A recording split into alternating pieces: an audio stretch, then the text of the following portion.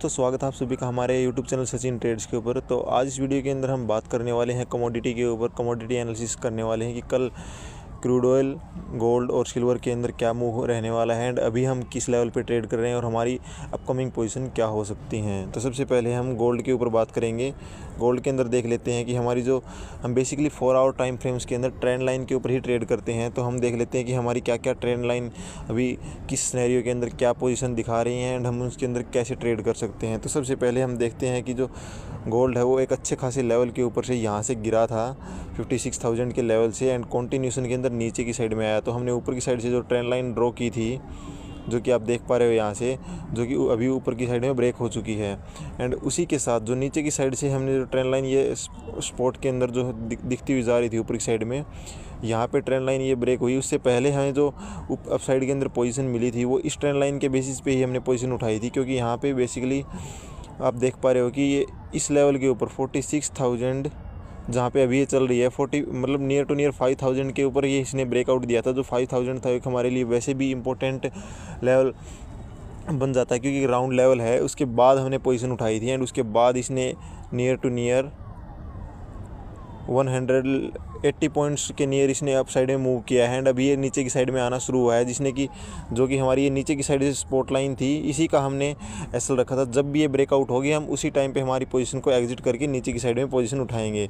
तो अब जो ये ट्रेंड लाइन थी इसका काम है वो पूरा कंप्लीट हो चुका है एंड उसके बाद हम नीचे की साइड में देखते हैं तो ये ट्रेंड लाइन इसके 1, 2 और 3 तक, जो नीचे की साइड से 144,000 के ऊपर एंड यहाँ पे 2 और यहाँ पे 3 टच पॉइंट के बाद इसने नीचे की साइड में ब्रेकआउट दिया है। लेकिन हमने जैसे ही इसने ब्रेकआउट दिया हमने यहाँ के ऊपर पोजीशन उठा रखी है। जो ये लेवल था हमारा इस कैंडल के क्लोजर के बाद जो इसने यहाँ पे दिया है इस कैंडल के ऊपर 5,600 के ऊपर एंड हमारा जो एसएल है वो बेसिकली 5,091 का नियर टू नियर 30 पॉइंट्स का हमारा एसएल है। जो हमारा टारगेट रहेगा वो नीचे तक, यहाँ तक का टारगेट है हमारा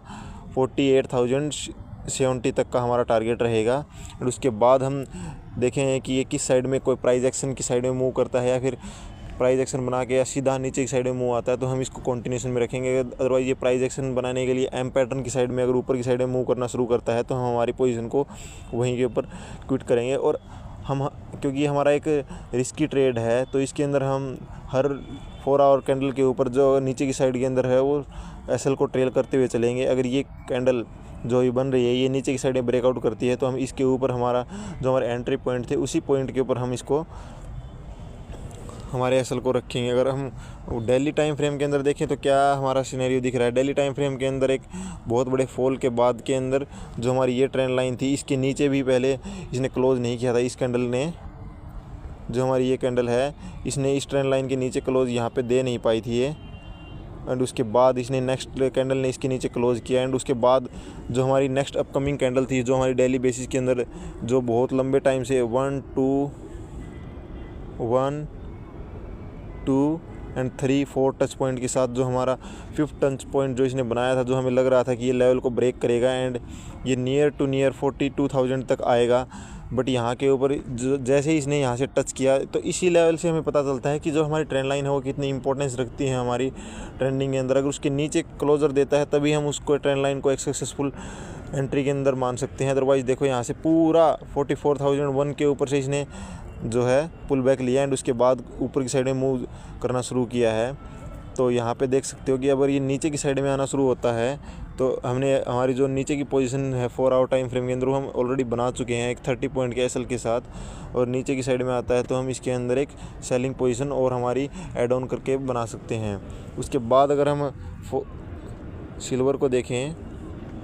तो सिल्वर के अंदर देखो आपको क्लियरली समझ में आएगा जो एक स्टीप फॉल हुआ है ये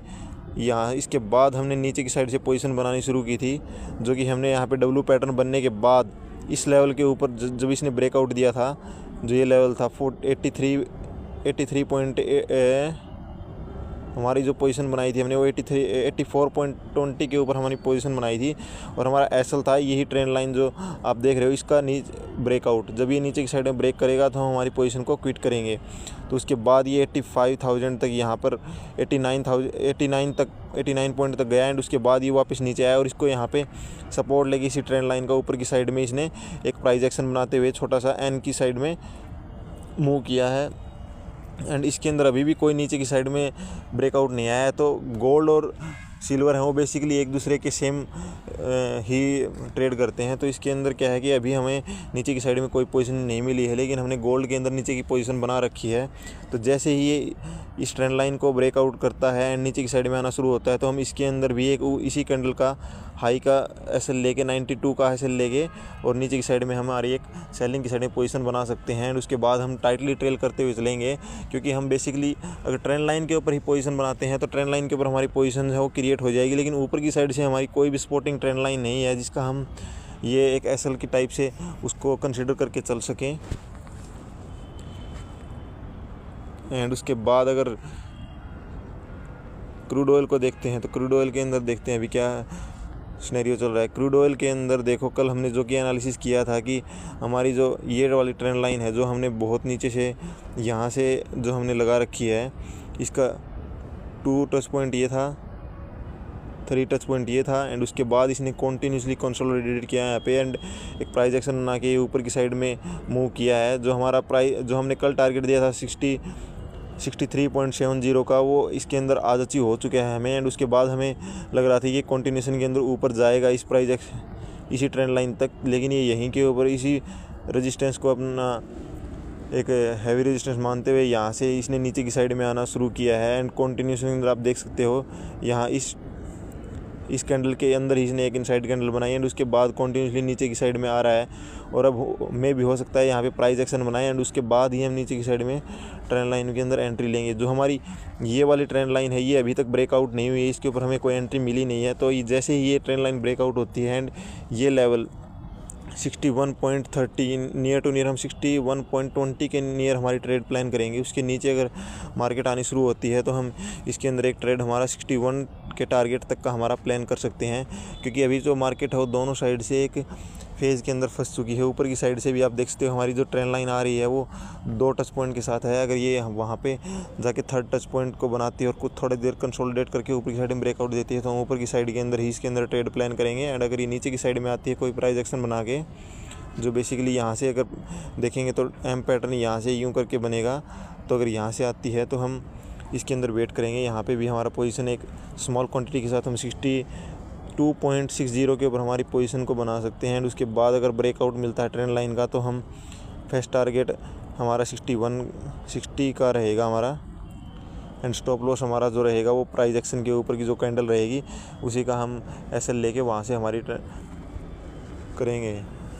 तो बेसिकली हम इसके अंदर जो मैं ट्रेड करता हूँ वो 4 आवर के अंदर ही ट्रेड करता हूँ। एंड मैं ज़रूरी नहीं है कि सिर्फ और सिर्फ कमोडिटी के अंदर ही ट्रेड करता हूँ, मैं मल्टीपल सेगमेंट के अंदर ट्रेड करता हूँ। जो भी हमें मुझे 4 आवर के अंदर बेटर एंट्री मिलती है जहाँ भी ट्रेंड लाइन के ऊपर, तो ही मैं उसके अंदर एंट्री करता हूँ। ऐसी ही मतलब ट्रेंड लाइन के ऊपर अगर आप कोई